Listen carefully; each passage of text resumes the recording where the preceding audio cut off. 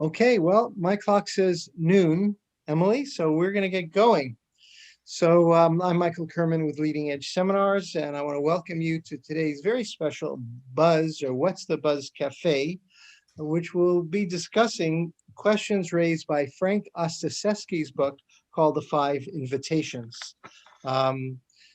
For those of you who don't know about Leading Edge, we've been presenting workshops in Toronto since 1993, very happily in big meeting rooms.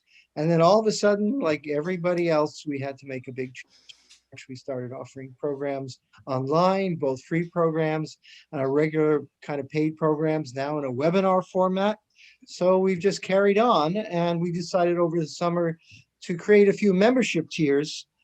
And one of them is called a dedicated learner. And every month they're invited to what's called a Buzz Cafe, which we often have a resource person and have a topic, and exclusively for members of our dedicated learning membership tier. And Emily will send you out a link to want to hear about that. But today, everyone in the world is invited to join us, whether you're a member of that tier or not. And I'm welcoming many people from the United States, along with the many Canadians who always are part of our audience, as well as people from the UK, Australia, and other places around the world.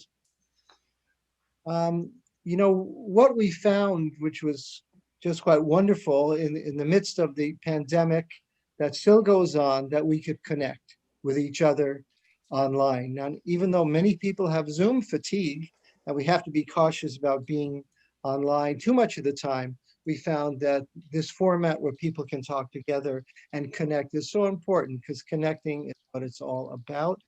And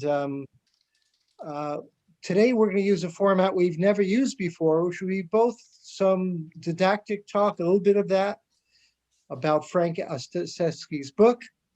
And then you'll have the option to be in breakout rooms to discuss a couple of questions. So it will be totally up to you if you want to join a breakout room with some of your colleagues around the world, or want to stay on the big screen. So just so you know, Emily Porter is our producer with the mostest, and she's here to help you in any way. You can use the chat box if you want to ask any questions about anything at all. She's there for you. Where possible, when we're together, it'd be great if you're participating in some of the questions with the whole group, that you come on screen.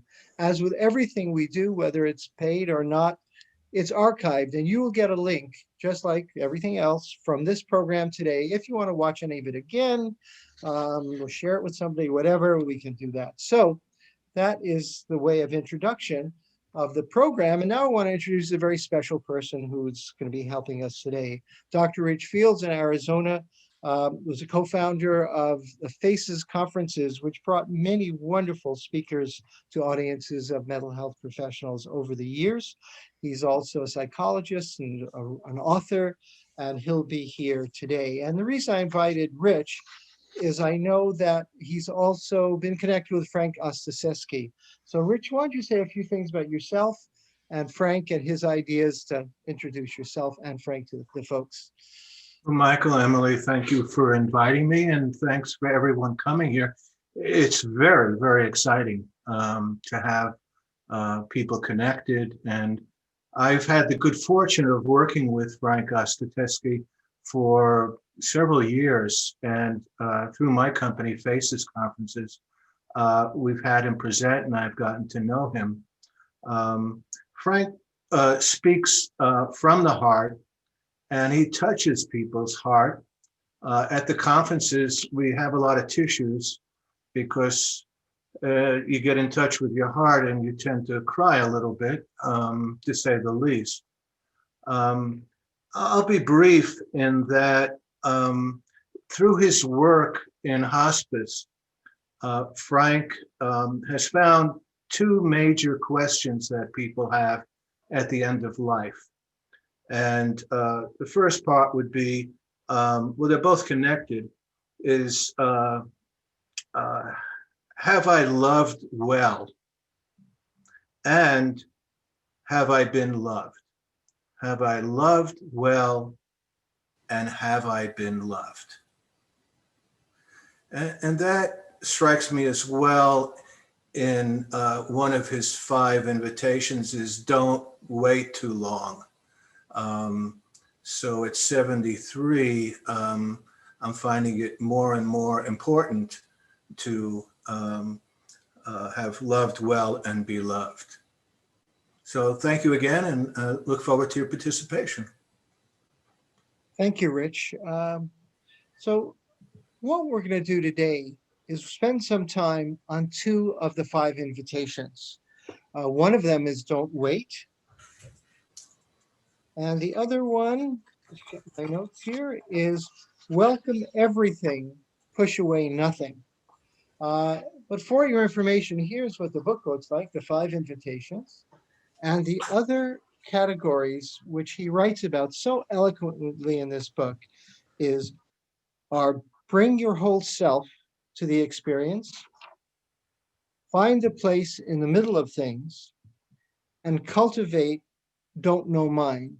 And each of these he really goes into in depth in some wonderful ways.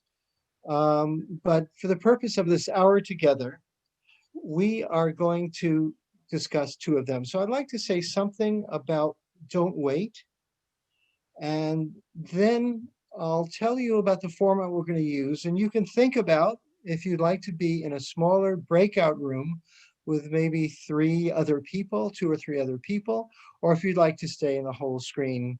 Because the idea of cafes, I was involved in a movement called conversation cafes, that people got together in a coffee shop. They were strangers. They would talk about something that had meaning without judgment, but with curiosity. And these are wonderful opportunities. There's never any charge for any of these things. So we want to replicate some of that. So first, what's don't wait? So Frank writes, instead of pinning our hopes on a better future, we focus on the present and being grateful for what we have in front of us right now. We say, I love you more often because we realize the importance of human connection. We become kinder, more compassionate, more forgiving. Don't wait is a pathway to fulfillment and an antidote to regret. So I'd like to explain the rules of our cafe, and then I will give you a discussion question. So, first of all, it's very important to be listening with curiosity and openness. This is not going to be a discussion where anyone is right or wrong, but to share openly as much as possible. And what stays in your group, in the breakout group, stays in the group, respect confidentiality. If you stay with the whole group, this will be recorded, so it won't be confidential, so be aware of that. And of course, your participation will be very welcomed. So when listening, refrain from commenting, share the time equally, keep within these time limits so everyone has a chance to speak. And when debriefing, when it's all over, if you'd like to talk together, because don't interrupt while people are giving their maybe two or 3 minutes of feedback on the topic. And again, it's not about judgment. It's about listening, being curious, and just see how we all experience and think about the world. So here's the first question, and I'll read the question twice. We also sent it out in a constant contact message, so you might have it in your inbox. So here it is. Change is constant and inevitable. Explore your relationship to constant change. What is one change you're grateful for? And how did it open the door to a new possibility? I'll read it again. And then, Emily, how should we work the breakout groups? Do you want to put everyone in a group and then people can decide to join or not? Why don't you tell me? Yeah, I think that because of the size of the group, everyone will be put into a breakout group and you can choose to either join or stay. You do have the option to call in or to let us know if you need help with anything. And I'll send Richard, Michael, or myself to those rooms. And if you'd prefer to stay in the room, just stay here. Okay, so here's the question one more time. What is one change you are grateful for? How did it open the door to a new possibility? One change. And I suggest that when you go to the breakout groups, begin with just introducing yourself, your names, where you're from, Anything else you want to say? And then get into the questions. We'll leave 12 minutes for this, and then we'll come back as a whole group together. So Emily, please put people in breakout Okay. groups for 12 minutes. All right, you should have a notice coming up now.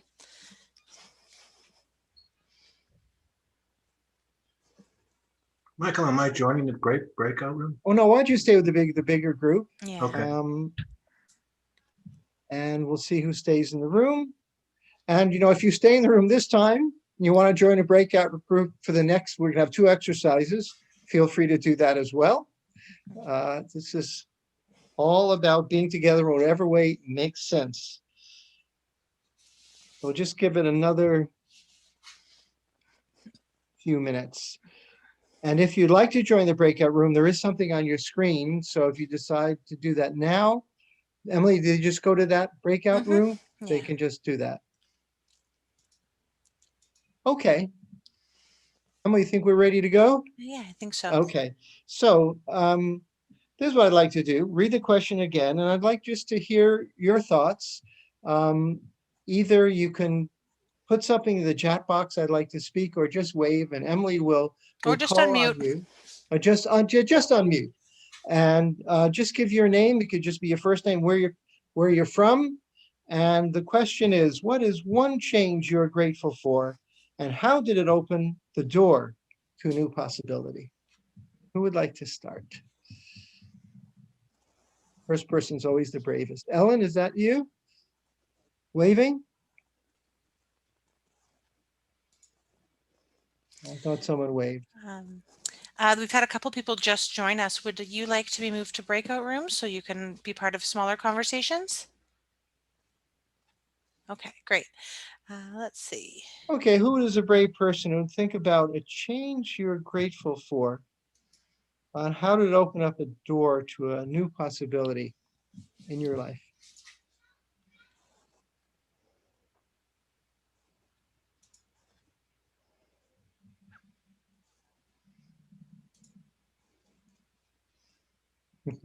Oh, Allison's there. Allison, did you want to unmute?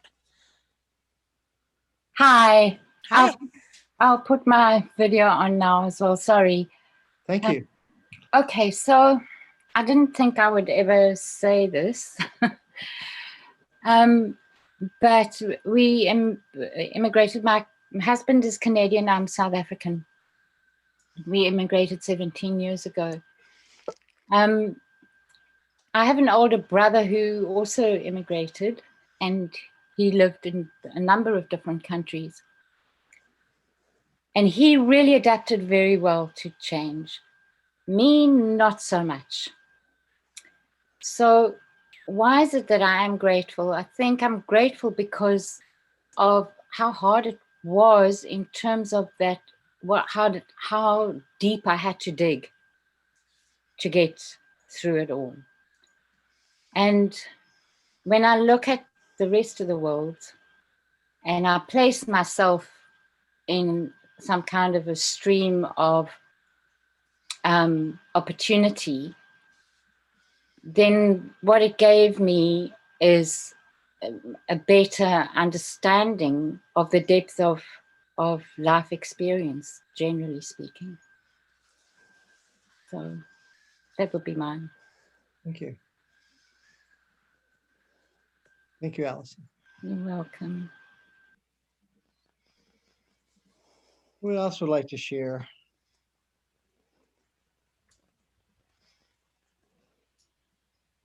You know, I'm interested in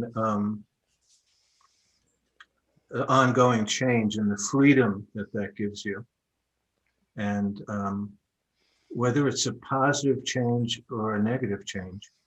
So I'd like to hear from people.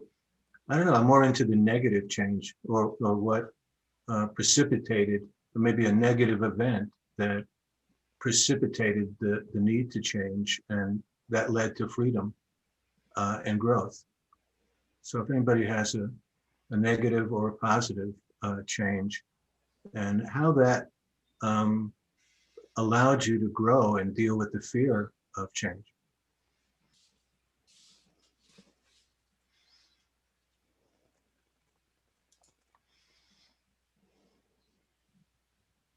Linda. Yeah, well, I'm an old dinosaur when it comes to the computer, but because of COVID, I was forced to get better with computer. So I guess that's a positive.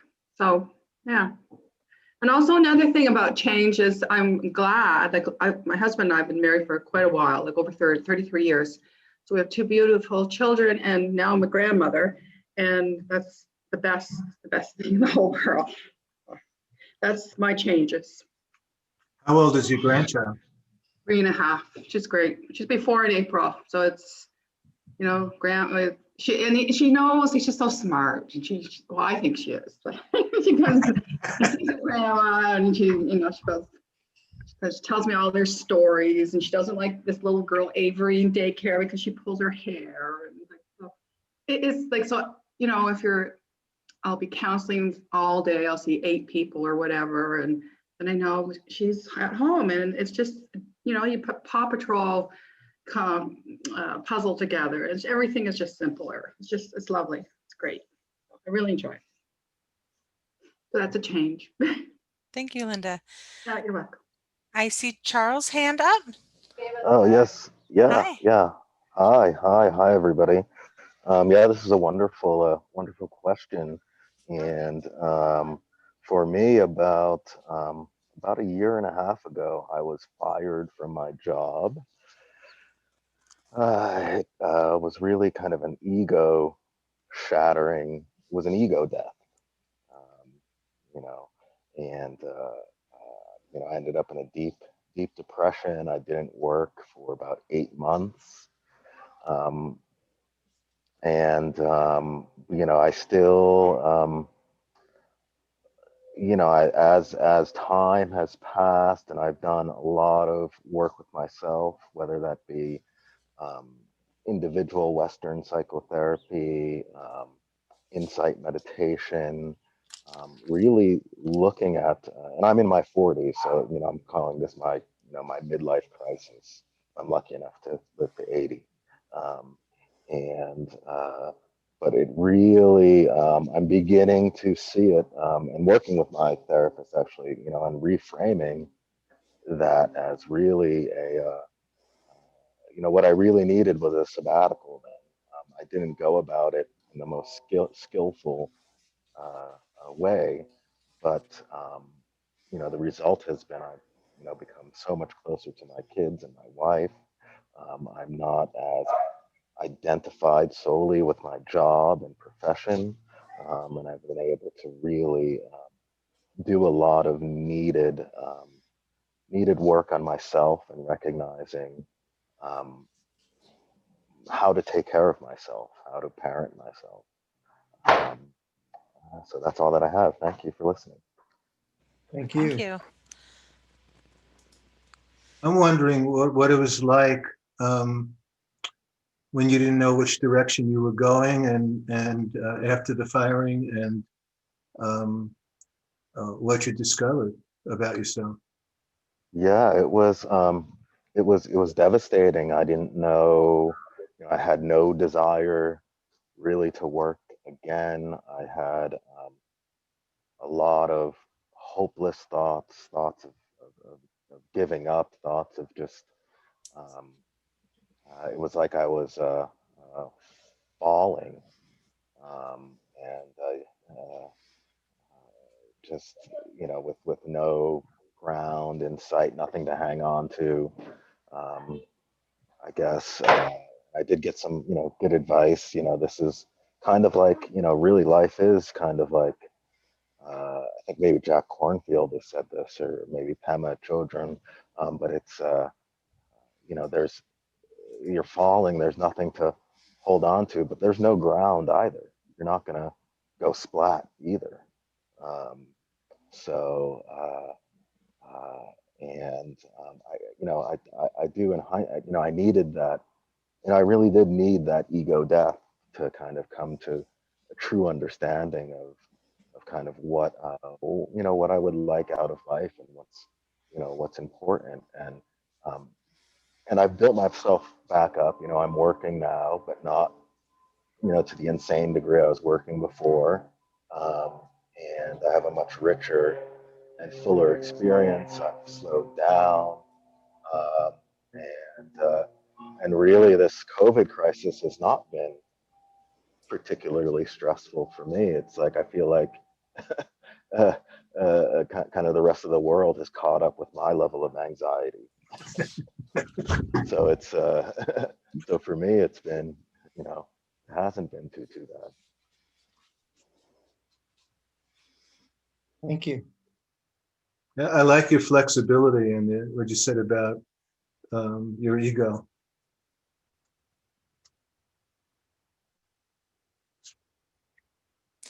I've given the other rooms a 2-minute warning, so I think we have time for maybe one more. One more. Oh, Claire. Let's get you unmuted. Hi, Hi. I am Claire. Hi, Claire. Hi, Claire. I have a situation kind of similar to Charles, where I was doing very well in my career and doors were opening and things were going well, and I got ill. And I didn't realize how much of my identity was caught up with my profession. And then, I felt like I lost everything. And then I started working with a therapist, and I had to kind of rebuild myself and my life. And I, small incremental steps every day of self-exploration and trying things, doing things. And then I feel like this whole new world opened to me and all these new relationships.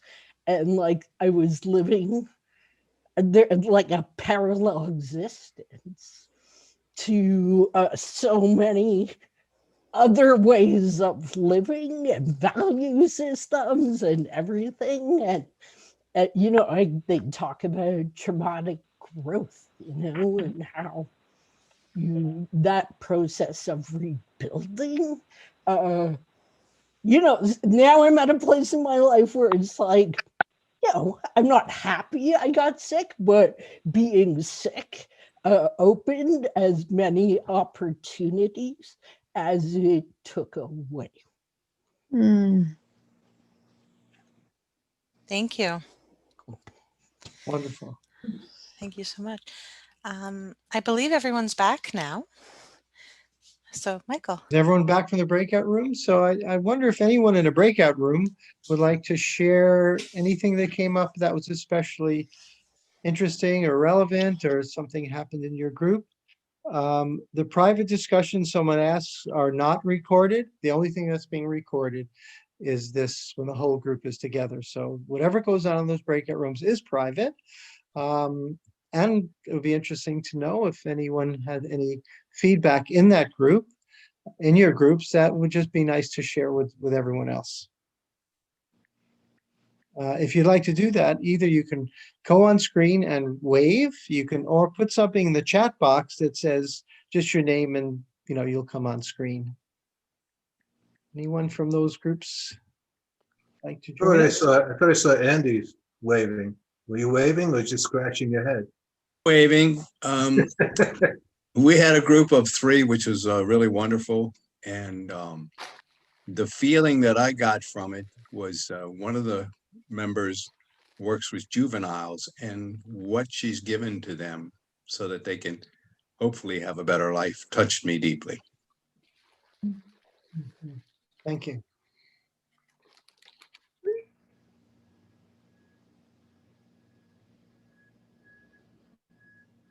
I can share. I don't have video, if that's okay. I've Sure. raised my hand there, hopefully. That's fine. Amy, we had, it was nice because we had a group, 2 of us were from Guelph, ironically, and then we had a 3rd lady join us. And I was just touched and impressed that in their sharing, they both noted positive blessings of the pandemic. I'm in a different stage in my life and very early career. And so I've noticed a lot of the mental health piece because I work with mental health and trauma. And it's been a pretty negative impact, but I really appreciated the positive because there is so much negative and there is so much loss and grief that it was nice. One day when I'm retired, I hope to slow down as well. But I appreciate that approach when you're retired and how it might be like a meditation, like a retreat. So that was nice to hear. Thank you.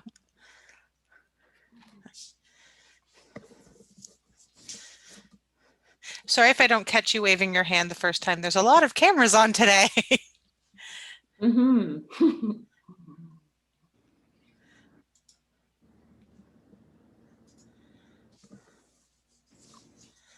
I do want to say, is anyone else there, Emily, who's waving or who's in the chat box? Oh, Allison. Yeah. So just with what everybody has said, it's interesting how we keep on having to remember and acclimatize to how much change brings loss and growth. And yet it's the only thing that's guaranteed in our life. You know, nothing stands still. Nothing is ever the same exactly. Even though we experience it, you know, like that often, and we often kind of might feel like we're stuck. It's not really the same. So I just thought it's really, really interesting. And for me, that's why working in palliative care or with chronic illness and dealing with it in my own life also, it's a very stark kind of barrier without it being a barrier, but a marker. It's a very stark kind of a marker to work with and dance around. So I just wanted to say that I just feel like that's kind of a common thread in what everybody's been saying. Whoops.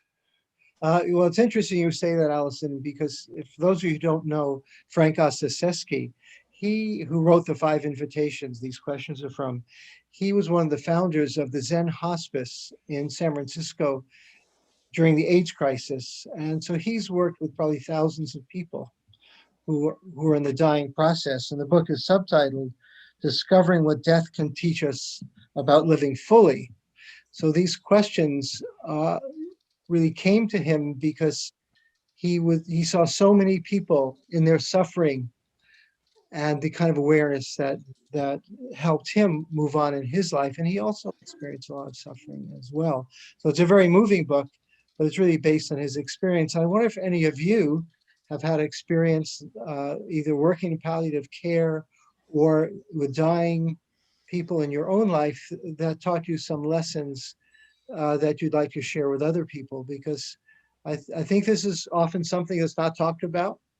And as therapists, we're dealing with people who deal with loss all the time. So it's certainly a relevant topic. Anyone out there working in palliative care or have an experience they'd like to share? Claude, yeah. Bonjour, bonjour, Claude. Bonjour. Bonjour. How do you do? It's a pleasure. Yes, I've been in the 80s, I've been doing palliative care. And the souvenir I have, which led me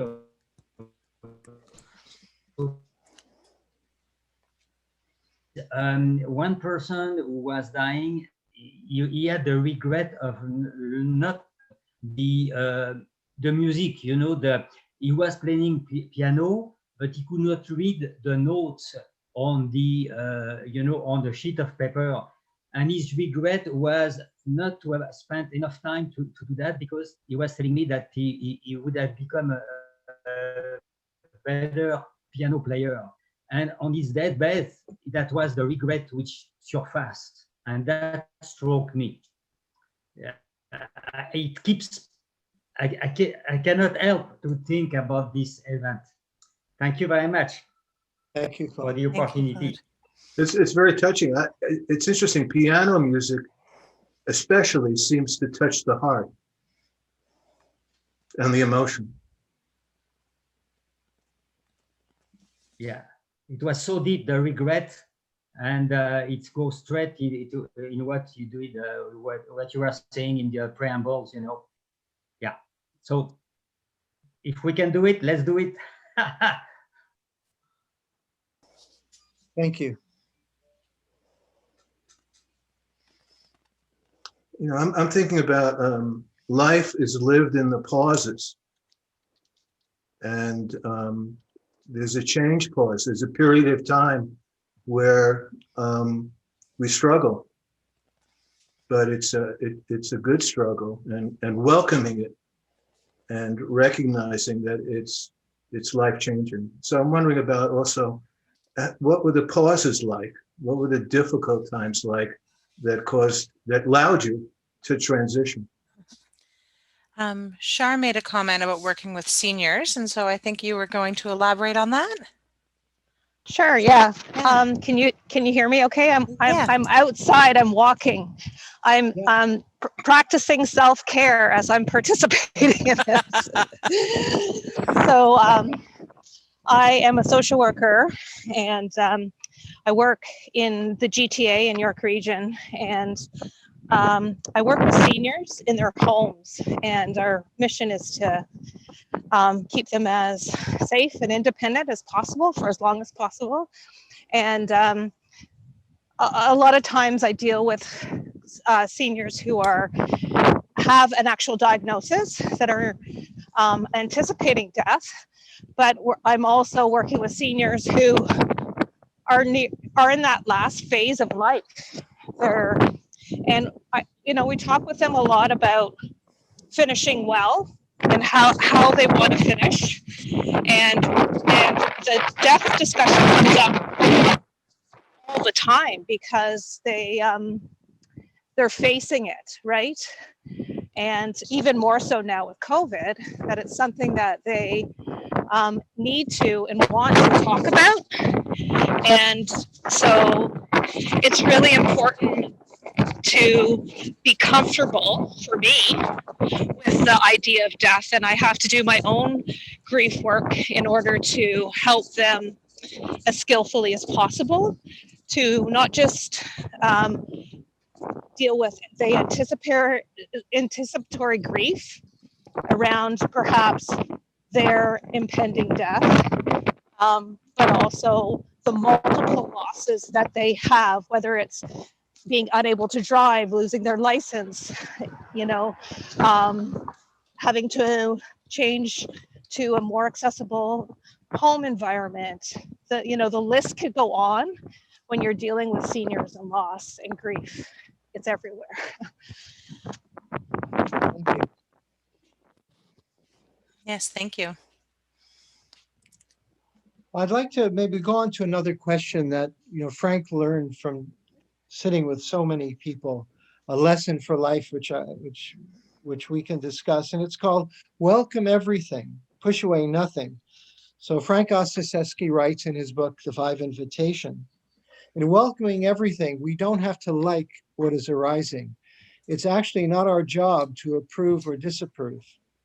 The word welcome confronts us. It asks us to temporarily suspend our usual rush to judgment and to simply be open to what is happening. When we're open and receptive, we have options. We are free to discover, to investigate, and to learn how to respond skillfully to anything that we encounter. Welcome everything, push nothing away cannot be done solely as an act of will. To welcome everything is an act of love. So here's a question I'd like to pose for another session, and you can go to the breakout rooms. For probably 2 or 3 people will be there with you. These are not recorded, and you can discuss this question, or you can stay with the whole group. So the question is, openness is the basis for a skillful response to life. What is your tolerance for the unknown? Read it again. Openness is the basis for a skillful response to life. What is your tolerance for the unknown? So Emily can please put people in breakout rooms. If you'd like to not be in the breakout room, stay with the group, you're welcome to do that. Someone just shared a resource. You're welcome to share that as well. And that's great. So Emily, shall we start? There we go.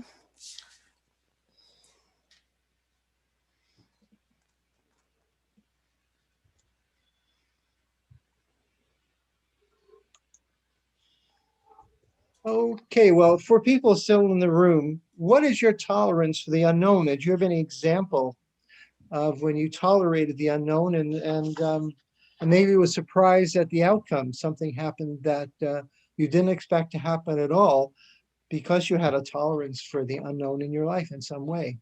Anyone like to start? Or Rich, would you like to make a comment about this? Sure. For me, I'll share a little bit. I recently got divorced, and welcoming the pain, welcoming the change, and welcoming some of the positive things around freedom. And so just welcoming the pain of the whole process, and you know, I think I'm coming out the other end, but one never knows, you know, what it leads to. Thank you. Okay, we'll open up to anyone else who'd like to. Hi, Neil. Hi, Emily. So, you know, I'm thinking the greater challenge is to be open and welcoming at those times when I am least available to be open and welcoming. That is to say, when the conditions are right for me to be open to others or open to whatever is coming, that's relatively easy. The greatest challenges in my life have been when I'm, you know, when something is coming at me, when change is coming at me, when and I'm really not in the mood, I'm really not in the right conditions to respond in any kind of positive way or any kind of open or welcoming way. That's the biggest challenge for me. The most recent event in my life was my daughter, who's a young adult, contacting me kind of out of the blue because she was having a difficult week and expressing resentment over my overprotectiveness during her teenage years and how she was impacted by that. And this caught me at a time where it was just really inconvenient for me. I wasn't in a positive state of mind. I was wrapped up in my own issues, and so I was, I felt very defensive. And this started out as a text conversation, and I had to really try hard to just listen and not be defensive, and also not go into my head and give her a parental sort of explanation as to why that kind of protectiveness is necessary for a daughter at age 15. And so what happened was, it eventually, after some texting, my daughter called me, and really, I think probably for the first time, I began to speak to her. And this is the part about, opening the door to new possibility that we were discussing in the last round. And so for the first time, I'm talking with her adult to adult and answering her questions about what was going on there so many years ago, you know, when I was getting so angry with you and you were getting angry with me. And this was a real shift for me to go from a parent to child interaction to a adult to adult interaction. And it really opened up, I can see that it's opening up. This is a recent conversation, that it's opening up sort of new possibilities for honest, connecting with my daughter. And I've got to say, Richard and Michael and everyone, that, man, it feels vulnerable, to be doing this. I don't know how this is going to go. I don't know if I'll sort of say things I oughtn't to say, if I'll be more honest than I should. But I'm enjoying the freshness of this and I guess the sense of possibility, although it's a little bit scary. Thank you. Thank you. I love that, Neil. And do you feel some guilt? Oh, yeah. Yeah. I feel guilt, and I feel, Richard, misunderstood. And this is what it was. I had to put that aside, my wish to defend and explain from a rational parental point of view, and just speak to her like an adult, from one adult to another, one independent adult to another independent, autonomous adult. Yeah, it's a shift. But yes, guilt. Yeah. You can see the power of just your decision to treat her like an adult and listen before anything was said. I'm sure that had power in the relationship. Mm-hmm. Yeah, I was actually going to make a similar comment, Michael, which is there's a real difference, Neil, between speaking to her as a parent or listening to her as an adult. Huge. Mm-hmm. So yeah, if you're stepping into listening, I'm sure, what can go wrong? Yes. What can go wrong? I wanted to share something of my own, which is in terms of tolerance for the unknown. I think that's how you put it, Michael. And certainly in my life, one of the things that it took me way too long to learn, and I'm just really grateful for having grasped it now, is that, and incidentally, how this was grasped is by losing somebody very dear to me to a sudden heart attack in an instant. And then they died. And really, it brings home that there's no certainty at all. And even my next breath, I cannot be certain of it. So I'd best enjoy the one that's going in now and being released now, because that's what we've got. And when we have, for me, when I have that kind of perspective on my life, then it's never a question of how much uncertainty can I tolerate. It's just a question of kind of gratitude for the next breath and the next little piece of uncertainty that's coming my way, and I'm still alive to experience it, thank goodness, And accepting impermanence? Absolutely. Yeah. And letting it go, and then receiving it, and then letting it go, and then receiving it. Thank you. Blessing. Thank you. Oh, and while I have the yellow box around me, Richard, I wish you great peace. Divorce sucks. I often say to people, right? For me, in my experience, divorce is way worse than COVID. Because divorce, you are all on your own, and people are not gathering in this way to say to each other, hang in there, we've got this, we're going to make it from day to day. You're all on your own, and you have to walk that path. And we do. And it's awesome when you come to the opening in the forest, right? But you're not alone. Thank you. What I've also found is the need for support during most of these times, especially for me for divorce, in connecting with a new therapist who does internal family systems work. Nice. And I'm crying a lot, and Awesome. and it feels great. It is great. Thank you. Thank you. Thank you. Linda, are you? When the question there about your intolerance, like sometimes as a parent, you don't have the choice. So I was faced. My son had autism and very young, and so I had to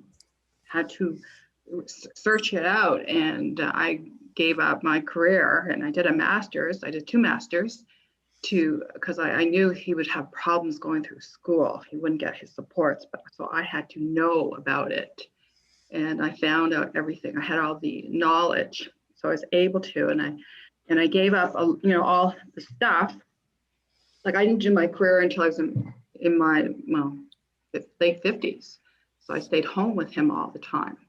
And now he's very functional, and he's got third degree black belt, and he's gone through college, and he has a job, and he's able to take the bus, and he can do all this stuff. So we were able as a team, my husband and I, we were able to do this. And so I go back to like, well, what is your tolerance level? Well, sometimes as a parent, you don't have that choice. Maybe you do, but we choose that choice. So that's what basically, and I'm a sharer. I know I talk too much, so. Thank you for sharing. You're welcome.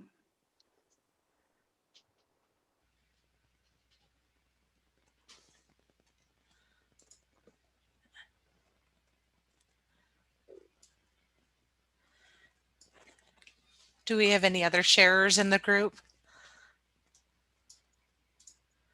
I'm just sending out the 2-minute warning for those in breakout rooms, so we have a bit more time for those to share. I think it's also important to remember to breathe here, to slow down and breathe with the emotionality.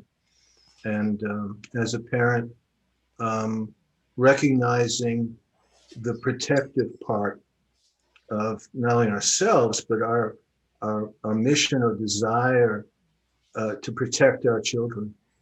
And I'd recommend a Netflix movie that I've been watching called Away. And Linda, have you seen it? No.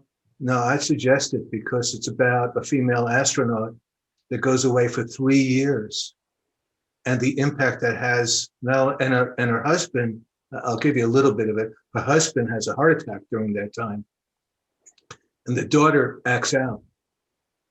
And I won't tell you any more, but I really recommend that you check it out.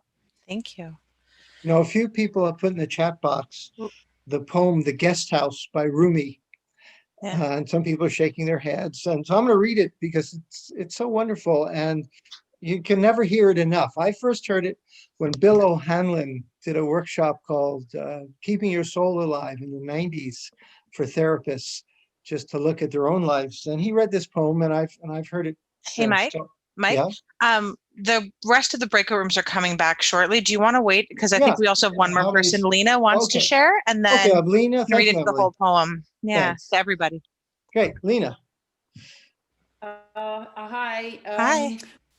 I just wanted to share that the hardest moments for me to stay open is when I am triggered in terms of, some childhood issue or some anger or big feeling states. And it's very hard to stay open to the experience, to see what is to be learned from it, versus getting really hypnotized with, going into the past or just being in the trigger. So I'm working very hard on that, but I find it quite a challenge. And these are things we ask our clients to stay with and all this, but it's difficult for myself. So just wanted to share that. Thank you so much for sharing that. And thank you, because we've had a number of speakers talk about the importance of knowing your triggers, because they're so valuable when you can connect to what's triggering you and not be reactive. So, Emily, are people back? Everyone's back. All of the smiling faces. Well, silent faces who are in groups. Did anyone who was in a breakout group want to share anything that came out of the group, an insight, something interesting that happened that the rest of the group might be interested in hearing? You can just raise your hand if you're on the screen, Andy. or put something in the chat box. Thank you. Andy, unmuted? Well, yeah. I just want to thank you for doing this. I don't want us to leave without letting you know how valuable this is to us, to be in contact with each other and not to be so isolated. It sort of brings us out of isolation. So thank you so much. Thank you. Ken, let's get you unmuted. There we go. Hi. Hi, Michael. I just want to echo what Andy said and say good health to everybody. Thank you. Maria. Oh, let's get you unmuted.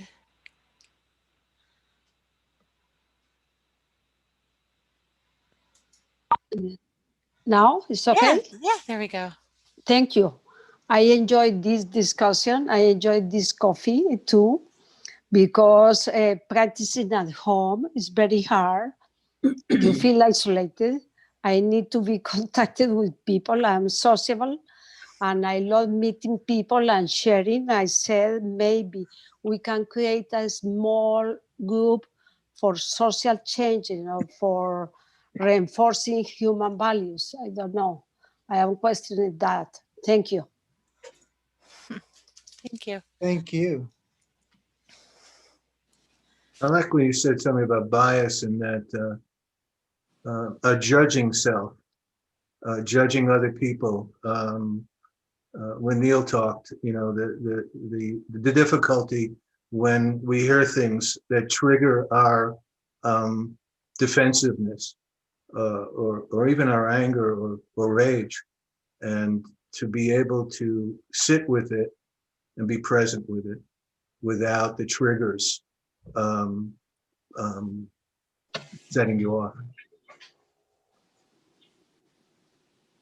Well, I think if you look, oh, go ahead. Let someone else speak. Yeah. Margaret, let's just get you unmuted, Margaret. Yeah, there we go. Hi.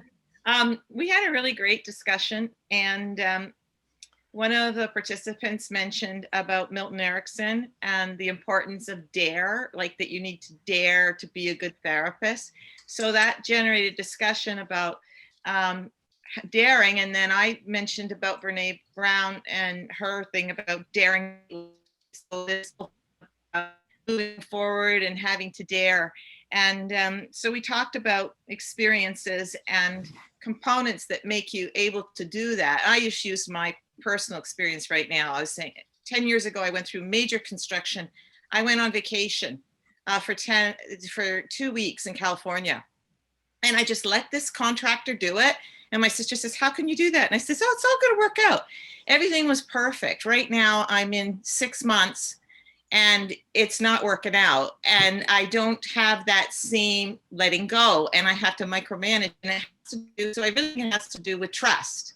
So how can you be daring? How can you be open?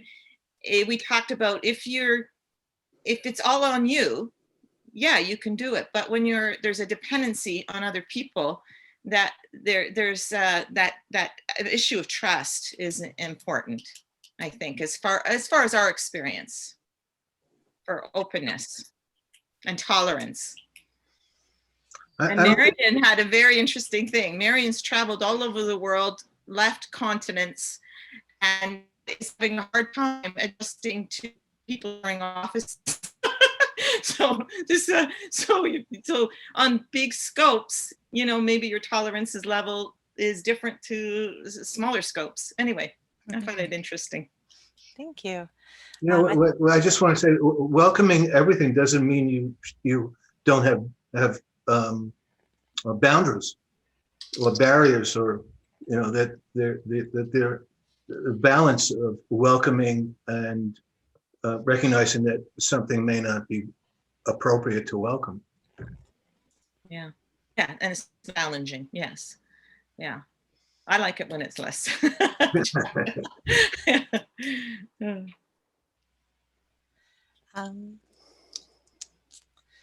Oh, Janice, yeah, let's get you unmuted.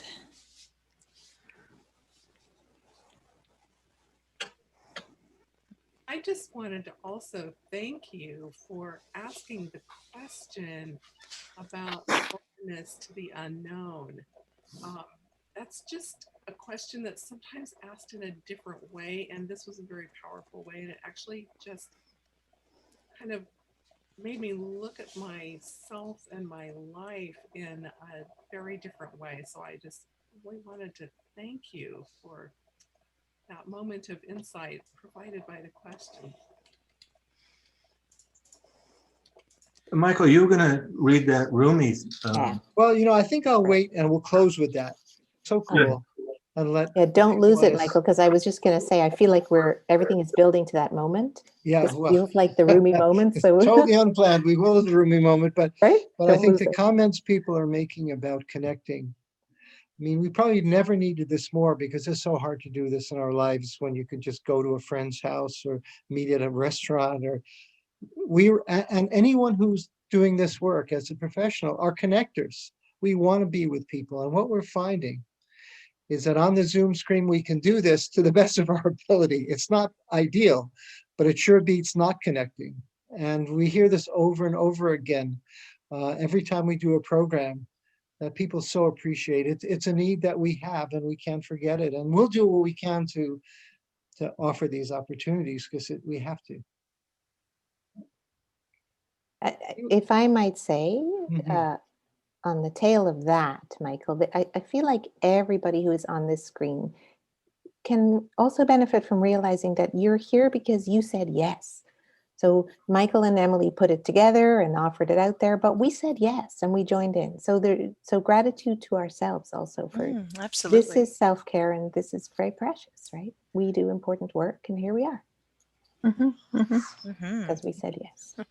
Well, thank you everyone for saying yes and for being part of this important conversation. So we have time for maybe one or two more comments. If anyone would like to say anything, you're always welcome and invited.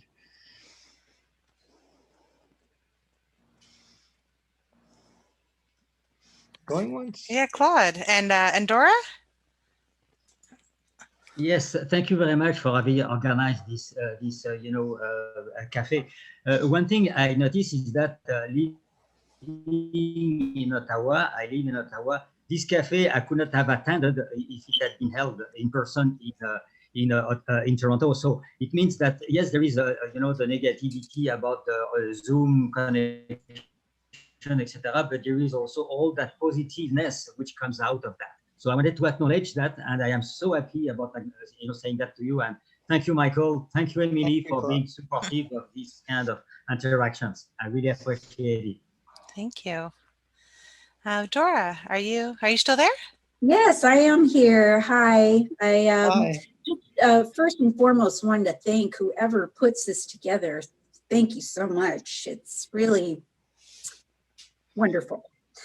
But talking about change, I've always actually been blessed to be welcome change. I like change. I know it's really odd, but the one thing I didn't realize until this pandemic was that I'm not so great about the unknown. And so I'm taking that as a way to expand my welcoming of change and learning that trusting the universe to give me exactly what I need. And this cafe invite is a perfect example. I have no idea how I got on your mailing list, how I even decided to do it, but it popped up on my calendar today. And again, a perfect example of trusting, opening your heart, welcoming, and just letting things unfold and taking it on as a new challenge for growth. So I thank you so much. It's really wonderful to have all of these people together and offering support that we all, I'm sure, desperately need at this point. So thank you. Thank you, Dora. And we're so glad you were able to join us. Andy, were you waving? Oh, hold on. Oh. I was wondering if we could do this every 2 weeks, and we'd be happy to put some money into it because, it's important. And I think what we have is a great big support group, and that's pretty neat. And why not have a support group? Do you all agree? Say, let's clap. Mm-hmm. Well, Andy, I appreciate it because we're kind of making a lot of things up on the fly. Yeah. Even this was kind of made up. We knew we were going to do it. So, well, let me tell you, we have something called a town hall, which is the end of the month, and that's free to join, whatever. And that's on November 28th, and it's at noon Eastern time. It's still November 30th. November 30th, excuse me. So Emily's my daughter, besides being a producer, and she always gets it right. So listen to her. So everyone's invited to that. You have to sign up for it. And we'll keep you informed of everything we're doing. Andy, if I can think of ways that we can do this in terms of with all the other stuff we're doing, I do love the idea. And so many of our sessions end up being kind of people being together. So, this is how we always end. Well, we always end with unmuting all the mics and everyone can say their goodbyes and thank yous. And we'll do that in a moment. We'll also send you at the end of this, you're going to get a link sometime today if you want to watch any of this again or listen to the poem I'm reading again. Also, Caversham Booksellers, a little bookstore in Toronto, is happy to send you information or the book, The 5 Invitations, which I strongly recommend. It's I wake up every morning and I take a little bits of it because it helped change my life. And it reinforces this message from Rumi, the Persian poet, R-U-M-I. It's called The Guest House. So we'll end with The Guest House, and then we'll open the mics and say bye. And thank you all for all your participation. It really makes this possible. The Guest House by Rumi. This being human is a guest house. Every morning, a new arrival, a joy, a depression, a meanness. Some momentary awareness comes as an unexpected visitor. Welcome and entertain them all, even if they're a crowd of sorrows who violently sweep your house empty of its furniture. Still treat each guest honorably. He may be clearing you out for some new delight. The dark thought, the shame, the malice, meet them at the door laughing and invite them in. Be grateful for whoever comes, because each has been sent as a guide from beyond. Rumi, The Guest House, thank you all.